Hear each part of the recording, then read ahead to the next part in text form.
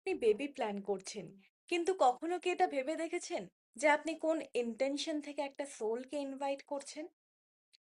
আসলে আমরা অনেকেই এই কনসেপশনকে শুধুমাত্র একটা ফিজিক্যাল প্রসেস হিসেবে দেখি। ডক্টর, টেস্ট, দেন ওভুলেশন ডেট, এটসেট্রা। কিন্তু গর্ভ সংস্কার এই প্রসেসকে এক অন্য লেভেলে নিয়ে যায়।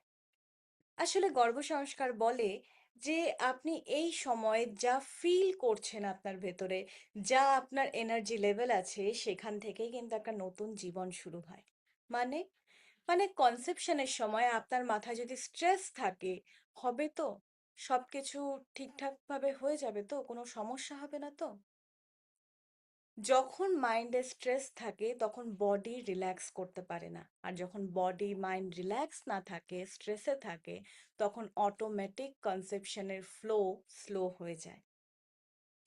আবার উল্টো দিকে, যদি মাইন্ড রিল্যাক্স থাকে যে না, আমরা প্রস্তুত, আমরা দুজনে এখন এক ডিভাইন সোলকে আমাদের মাধ্যমে আমরা জন্ম দিতে চলেছি, আমরা আনার মাধ্যম হতে চলেছি, আমরা তার জন্য প্রস্তুত। তো সেই সময় বডি রিল্যাক্স ফিল করে, বডি কাম থাকে, বডি মাইন্ড দুটো অ্যালাইন থাকে। তো অটোমেটিক্যালি কনসেপশনও খুব ভালোভাবে ন্যাচারালি হয়ে যায়।